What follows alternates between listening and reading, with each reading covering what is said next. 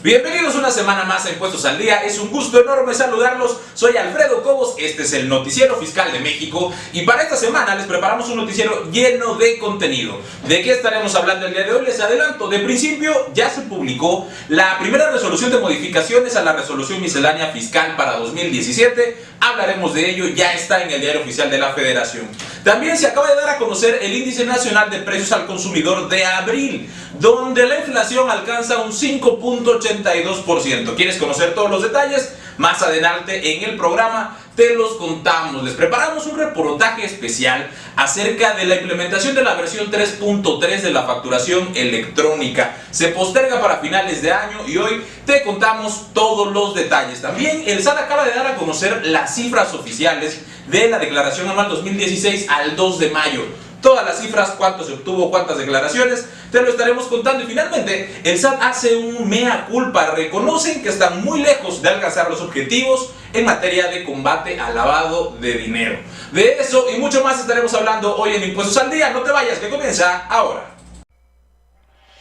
Impuestos al Día es el noticiero fiscal de México, el espacio de la internet que enlista, analiza, investiga y discute las principales actualizaciones en materia de contribuciones. Tu mejor herramienta para mantenerte al tanto de las novedades que transforman a diario el acontecer de los contribuyentes, sus empresas y por supuesto el trabajo de los profesionales de los impuestos. Con un conjunto de opiniones y voces que aportan pluralidad a la discusión, Alfredo Cobos te pone al día cada semana de las noticias fiscales que más te interesan, solo aquí en Impuestos al Día. Nos vamos con la primera de las noticias y no es justamente una noticia agradable. Estaremos hablando de, se acaba de dar a conocer el Índice Nacional de Precios al Consumidor de abril y la noticia no es nada alentadora porque se estima que la inflación de este año vaya en el 5.82%, muy lejos de la meta del Banco de México, que era no superar el 4%, ya estamos casi sobre los 6%. ¿Cuánto subió? ¿Por qué subió? ¿Cuáles fueron los principales productos que incrementaron sus precios? Veámoslo a continuación.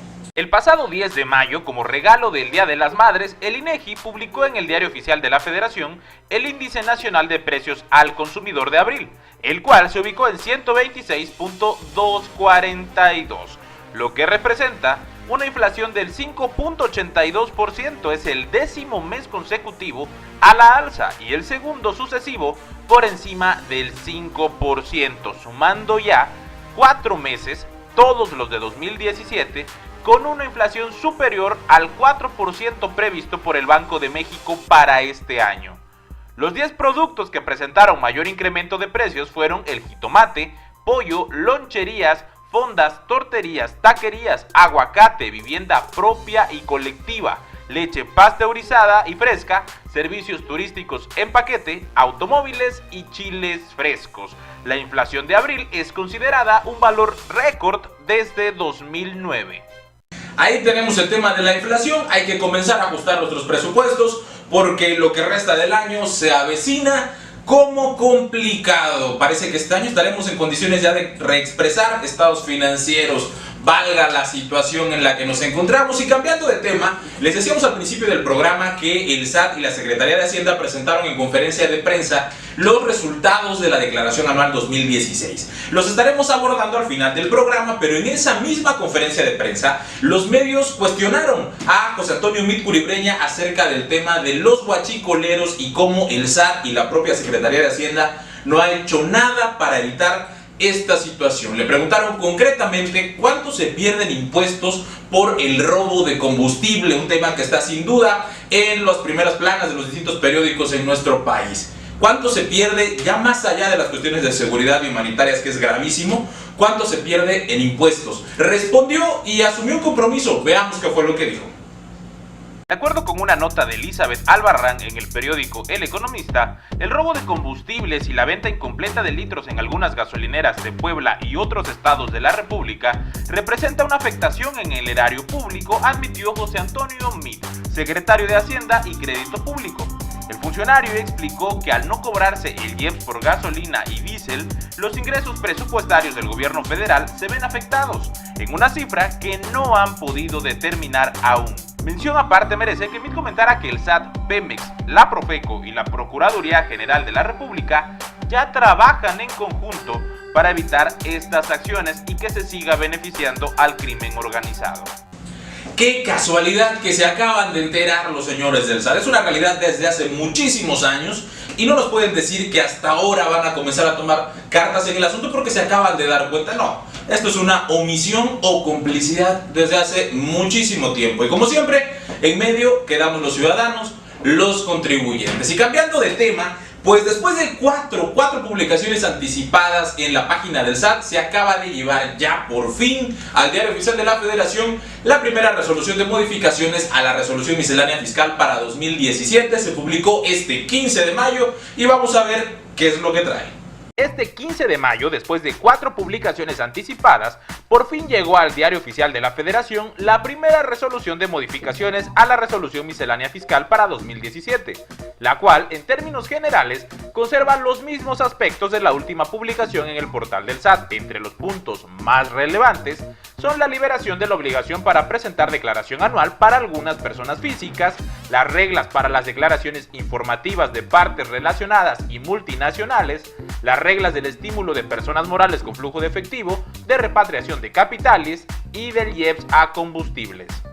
Ahí lo tienen, nada nuevo bajo el sol. Lo importante aquí es que por fin la publicaron oficialmente, entra en vigor este 16 de mayo, sin embargo se puede ya aplicar de manera anticipada desde principios de año conforme se fueron haciendo las diferentes publicaciones anticipadas en el caso de muchas de esas reglas.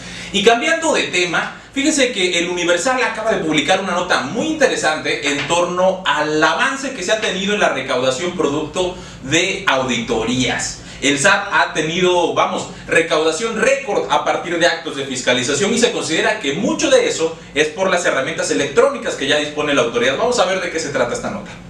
De acuerdo con una nota de Leonor Flores en el periódico El Universal, en este primer trimestre de 2017 se recaudaron 37,000 millones de pesos por actos de fiscalización en auditorías, cifra que es más del doble de lo recaudado el año pasado en el mismo periodo y la más alta en lo que va del sexenio. Las áreas de auditoría fiscal federal, de grandes contribuyentes, de comercio exterior y de hidrocarburos fueron las encargadas de ejecutar estos procesos y consideran que el uso de las herramientas electrónicas es lo que produjo estos incrementos. Ahí lo tienen, año récord, el más alto del sexenio de enero a marzo tan solo, y también un año en el cual se han conseguido grandes avances en materia de fiscalización para la autoridad. Y desde el lado de los contribuyentes seguimos pensando que más allá de fiscalización es terrorismo fiscal lo que se vive en nuestro país, enfocado siempre en los mismos, porque lo veremos más adelante en el programa, pero en las empresas de comercio electrónico, las grandes compañías multinacionales, ahí está el dinero, ahí hay que revisar, ahí hay que hacer la profundización en la fiscalización. Y antes de irnos al corte, hablando justamente de estos temas, pues se amplió el padrón de contribuyentes. De enero a marzo 2017 ha crecido significativamente el padrón de contribuyentes en comparación con el año pasado. En contraste, la recaudación bajó 3.5%, lo decíamos en el programa pasado, principalmente por IEPS a gasolina y diésel. Vamos a ver qué incrementos ha tenido el padrón de contribuyentes. Durante el primer trimestre de 2017, la base de contribuyentes se incrementó en 7.5 millones. Hasta marzo de este año, el padrón agrupa a un total de 59 millones y medio de contribuyentes, lo que representa un crecimiento del 14.5% con respecto al mismo periodo de 2016. De este número de contribuyentes, los no asalariados, es decir, personas físicas y morales, son en total 23.512.241 personas, poco más de 3 millones y medio más que el año pasado. Cabe destacar que se registraron 20.331 personas físicas de las consideradas grandes contribuyentes y 10.003 personas morales con esta misma característica. En el caso de las personas morales, el crecimiento fue moderado, ya que solo se han registrado 86.077 empresas nuevas, un 4.8% más que el año pasado. Pese a este incremento, la recaudación durante el primer trimestre se redujo en 3.5%. Así el padrón de contribuyentes son buenas noticias, que haya más empresas en nuestro país, que sean nuevos los emprendedores que se integran a la vida económica y bueno, que las condiciones para ellos sean mejores, que los derechos de los contribuyentes se respeten y que las reglas sean más fáciles. En la medida de que eso se dé, la recaudación definitivamente va a aumentar. Vamos a un corte y regresamos con más datos. Les adelanto que para el próximo bloque tenemos información muy interesante. Vamos a hablar de la Auditoría Superior de la Federación y de varios otros datos. No se vayan, que esto es Impuestos al Día y continuamos.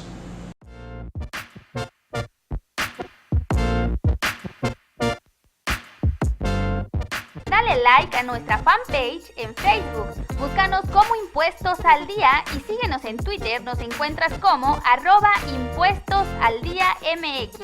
Mantente al tanto de lo más reciente en materia fiscal que sucede en México a través de nuestras redes sociales.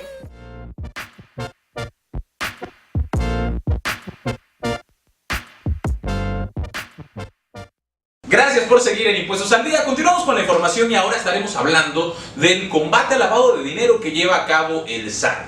Ya mucho se ha dicho que se quedan cortos, mucho hemos dicho los analistas, los contribuyentes que el SAT nos queda de ver en materia de combate al lavado de dinero, pero no se había dado hasta ahora un mea culpa donde ellos mismos digan no estamos pudiendo, no estamos cumpliendo con las expectativas. Se dio en el marco de un evento de especializados en materia financiera y es una nota que viene por ahí perdida en las ediciones de la semana pasada de El Economista, que hoy retomamos en Impuestos al Día porque tiene un valor editorial muy importante. Vamos a verla y regresando la comentamos. De acuerdo con una nota de Fernando Gutiérrez, enviado especial del periódico El Economista al Congreso Anual de la Asociación Mexicana de Entidades Financieras Especializadas, desarrollado en días pasados en Acapulco, el administrador central de Asuntos Jurídicos y Actividades Vulnerables del SAT, Raúl Joel Díaz Pérez, reconoció que el SAT no ha dado los niveles de efectividad deseados en el combate al lavado de dinero y considera que tiene una tarea titánica al supervisar a 61,000 sujetos obligados con actividades vulnerables que posiblemente den paso al lavado de dinero. Además, comentó que desde 2012, con la entrada en vigor de la ley antilavado, se creó una administración especializada en verificación de actividades vulnerables, con apenas 14 auditores para revisar a 61,000 empresas. Considera que no han podido revisar ni al 1% de su padrón, situación que ya fue observada y reprendida por el Grupo de Acción Financiera Internacional contra el Blanqueo de Capitales, del que México forma parte. ¿Qué le parece? Es el propio administrador general del área dedicada a la vigilancia de las entidades con actividades vulnerables el que dice no podemos. Son 61,000 empresas y somos 14 auditores, no hemos revisado ni siquiera al 1% de las empresas que forman parte de este padrón. Ya el Consejo Internacional al que pertenecemos ya nos dijo, lo estás haciendo mal. Y qué raro es ver a un funcionario del SAT salir a dar estas declaraciones en el marco de un evento donde no solo se lo dijo a la prensa, sino que lo expresó en este encuentro que tuvieron con especialistas en el área financiera. Y decimos, ¿de qué se trata? Es un llamado de atención de él hacia la misma autoridad a la que pertenece para decir, háganos caso. ¿Por qué no se combate el lavado de dinero de la manera tan frontal que debería ser en un país en el cual el crimen organizado lleva a cabo desde hace muchísimo tiempo actividades que vulneran la seguridad de los ciudadanos? Es de preocuparse que se ponga el dedo en la llaga y que se haga algo, porque será únicamente a través del combate financiero que el crimen organizado va a poder disminuir su capacidad operativa en este país. Mientras no se controle los flujos de dinero del narcotráfico y del crimen organizado, seguiremos teniendo la violencia que vivimos ahora y que se ha ido incrementando. Y bueno, cambiando de tema, lo decíamos al principio del programa, en el comercio electrónico, en las grandes multinacionales, ahí está el dinero para que lo revisen. Y justamente en el marco de todo esto, la ANTAD le pide al gobierno federal que, regulen de la misma manera a las empresas de e-commerce que a ellos, que son las tiendas de autoservicio y departamentales. Esto después de la reunión de Enrique Peña Nieto con Jack Ma, el CEO de Alibaba. Vamos a ver. Tras la reunión de Jack Ma, CEO de Alibaba, con el presidente mexicano Enrique Peña Nieto, la Asociación Nacional de Tiendas de Autoservicio y Departamentales, la ANTAD, pidió un piso parejo para los negocios en línea y los comercios en formato físico, Concretamente, la ANTAD pide homologación en la información comercial de las etiquetas, las normas de seguridad, las garantías y sobre todo los aranceles de las importaciones. En ese mismo sentido, los comerciantes tradicionales piden reglas y normativas fiscales que garanticen la misma carga impositiva para las empresas de comercio electrónico que para ellos. La ANTAD ve con agrado el interés de Alibaba y AliExpress en México, que se suman a Amazon, eBay y Mercado Libre. Sin embargo, exigen reglas iguales para todos. Y en ese mismo sentido, la Ciudad de México está dando un paso importantísimo, porque resulta que lograron un convenio, un acuerdo, incorporando a la ley también de la nueva Constitución de la Ciudad de México, el hecho de un impuesto sobre hospedaje, pero que no solo sea pagado por los hoteleros, sino que también por las plataformas que ofrecen este servicio de reservaciones en línea, en concreto Airbnb. Y ya están trabajando con Airbnb para establecer el mecanismo de pago de este impuesto, que será equivalente al 3% del valor de la reserva. Si usted no conoce Airbnb, es una aplicación a través de la cual tú, que eres dueño de una casa o tienes algún espacio dentro de tu propia casa, una habitación, la condicionas como una habitación de hotel y la rentas a particulares por algún tiempo, en las noches, por días y demás. Es una aplicación muy famosa que es muy exitosa en nuestro país. Hay propios hoteles que tienen ahí sus servicios y que de eso viven al 100%. Y bueno, no estaba regulado y ahora ya lo estará, por lo menos en la Ciudad de México, que sea un buen ejemplo. Vamos a ver de qué se trata. Airbnb cobrará a sus clientes el 3% equivalente al impuesto por la prestación de servicios de hospedaje en la Ciudad de México a partir del 1 de junio de este año. Este impuesto será cargado a los viajeros usuarios de esta plataforma, y debido a que el pago de este impuesto es nuevo para Airbnb y no cuentan con un modelo de cobro, la compañía americana se reunió con el gobierno de la Ciudad de México para definir detalles sobre la recaudación. Ahí tenemos el dato con Airbnb. Importante el paso que está dando la Ciudad de México para regular la operación de este tipo de plataformas, modernizarse para fiscalizar mejor y fiscalizar también a los que producen mayores cantidades de riqueza y que mueven cantidades gigantescas de dinero a través de las aplicaciones. Queda en reserva el tema de eso pasa a través de la aplicación, se le cobrará a los usuarios de Airbnb el 3% de lo que paguen, pero el hotelero a su vez de lo que facture también tendría que cobrar el impuesto, por lo menos en las regulaciones de algunos de los estados. Vamos a ver cómo se resuelve, pero eso no deja de ser un paso muy significativo de la Ciudad de México que quede de ejemplo para el resto del país. Y antes de irnos al corte, el Consejo Mexicano para la Emisión de Normas de Información Financiera, el CINIF, acaba de lanzar un nuevo proyecto de auscultación y nos invita a que lo revisemos para que hagamos las aportaciones y sugerencias que resulten pertinentes. Vamos a ver de qué se trata y de ahí nos vamos a un corte y regresamos con más de Impuestos al Día. El Consejo Mexicano de Normas de Información Financiera, el CINIF, publicó el proyecto para aclaraciones a las normas de información financiera de 1. Ingresos por contratos con clientes y de 2. Costos por contratos con clientes, convocando al envío de comentarios sobre cualquier punto o tópico desarrollado por el proyecto para su auscultación. El CINIF convoca a todo el gremio contable a presentar los razonamientos o sugerencias que consideren pertinentes para mejorar el proyecto de aclaraciones, teniendo como fecha límite el próximo 28 de mayo de 2017. Los interesados pueden descargar el proyecto completo en la página del CINIF www.cinif.org.mx y enviar sus sugerencias y comentarios por correo electrónico antes de la fecha indicada para que sean considerados en el proceso de auscultación.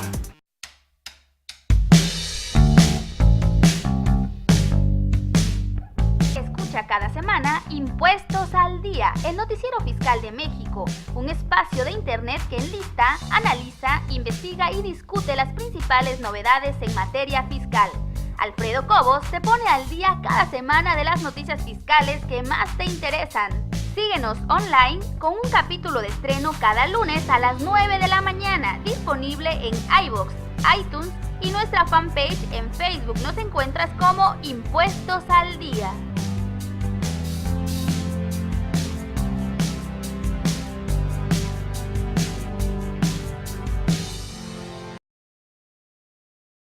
Gracias por seguir Impuestos al Día todos los lunes a partir de las 9 de la mañana, disponible en nuestra página de Facebook. Y hablaremos de un tema muy interesante. Resulta que el SAT acaba de emitir un comunicado de prensa donde nos dice que van a postergarse las normas relativas a la aplicación de la versión 3.3 de la factura electrónica. Estaban previstas para entrar en vigor a mediados de este año 2017 y se corren hacia el final del año. Vamos a ver de qué se trata en la siguiente nota.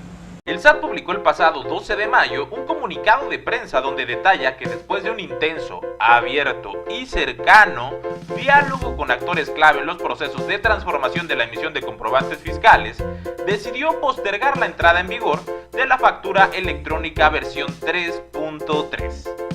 Por ello, atendiendo a los avances en los trabajos realizados por los contribuyentes en los últimos meses para implementar las mejoras en materia de facturación electrónica, particularmente con el nuevo complemento de nómina, el Servicio de Administración Tributaria informa la postergación de las siguientes reglas.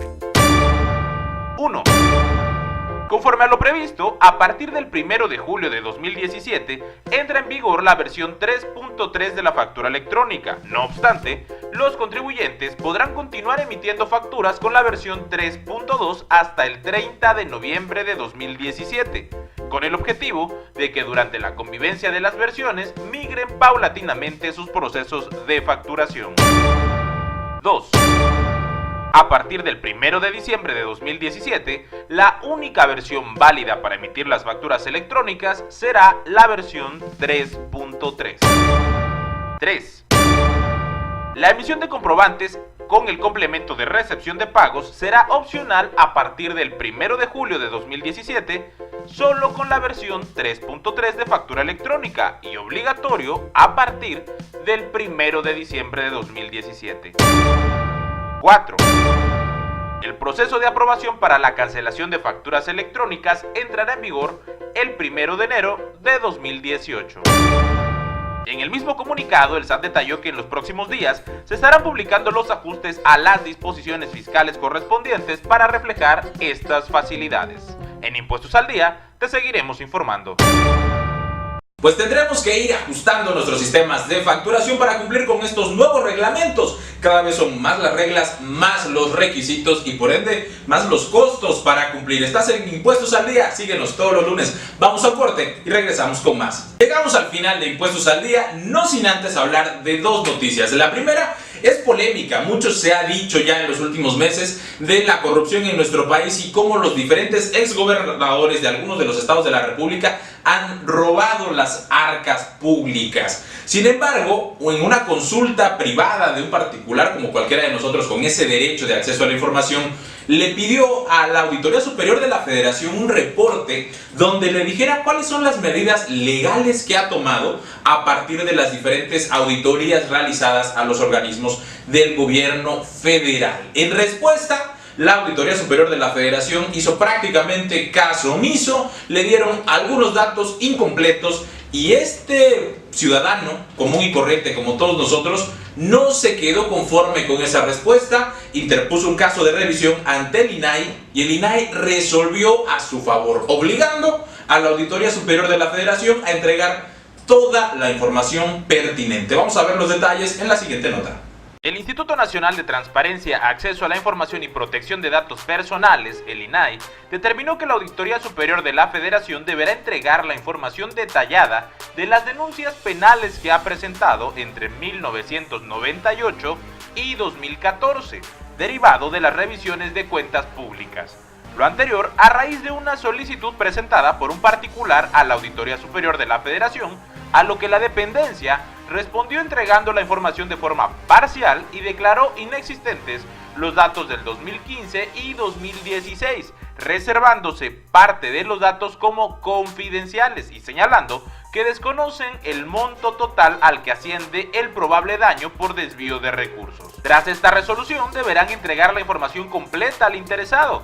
Cabe destacar que de acuerdo con el INAI, la Auditoría Superior de la Federación ha presentado entre 1998 y 2014 la cantidad de 741 denuncias penales por el desvío de recursos públicos, alrededor de 41.977.919.480 pesos, de las cuales 636 se encuentran en litigio aún y solo 25 de estas denuncias terminaron con personas consignadas. No que no, se verá obligada la Auditoría Superior de la Federación a dar todos los datos. Imagínese usted, más de 700 denuncias y solo 25 se han resuelto desde 1998 hasta 2014. Y luego nos preguntamos por qué la corrupción es un tema enraizado en la sociedad mexicana y particularmente en el gobierno. ¿Por qué? Porque gozan de total y absoluta impunidad. La solución está en nosotros, en hacer lo que hizo este ciudadano. Seguramente será algún periodista para alguna investigación, pero lo podemos hacer todos. Y en la medida que exijamos, tendremos un mejor país. Y para cerrar, nos vamos con buenas noticias. El SAT, lo decíamos al principio del programa, publicó los resultados de las declaraciones anuales 2016, donde se obtuvieron devoluciones récord. El monto de la devolución es récord desde que se tiene registro en los años 90. Nunca se había devuelto tanto dinero por saldos a favor de ISR como ahora. Qué bueno que así sea. En promedio 8,000 pesos por persona, y también se obtuvieron 13% más declaraciones que el año pasado. Veamos todas las cifras y regresamos. Durante el mes de abril, el SAT devolvió cerca de 150,000 millones de pesos a los contribuyentes que presentaron su declaración anual de 2016. José Antonio Mit, secretario de Hacienda, y Osvaldo Santín, jefe del SAT, presentaron conjuntamente los resultados del periodo de declaraciones. Mit refirió que el monto total de las devoluciones es el más alto desde que se tiene registro. Detalló que al 2 de mayo el SAT recibió 4.692.981 declaraciones de personas físicas y personas morales, 13% más que el año pasado, y de ese total, 2.487.719 fueron asalariados, lo que representa 38% más que en 2015. El monto de la devolución promedio rondó los 8,000 pesos.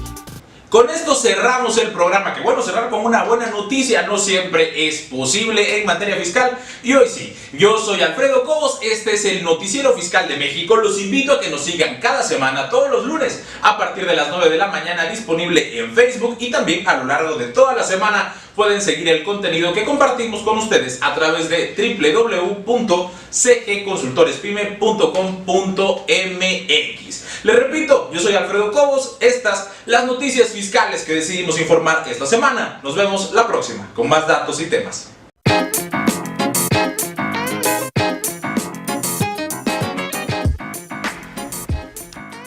Acabas de escuchar Impuestos al Día, el noticiero fiscal de México con Alfredo Cobos. No te pierdas cada lunes a partir de las 9 de la mañana, disponible por internet a través de iVoox, iTunes y nuestra fanpage en Facebook. Nos encuentras como Impuestos al Día y dale me gusta. En Twitter síguenos en @impuestosaldía. Puedes encontrar más de este y otros contenidos en www.cgconsultorespyme.com.mx y en nuestro canal de YouTube, CG Consultores Pyme. Suscríbete y no te pierdas ninguna novedad.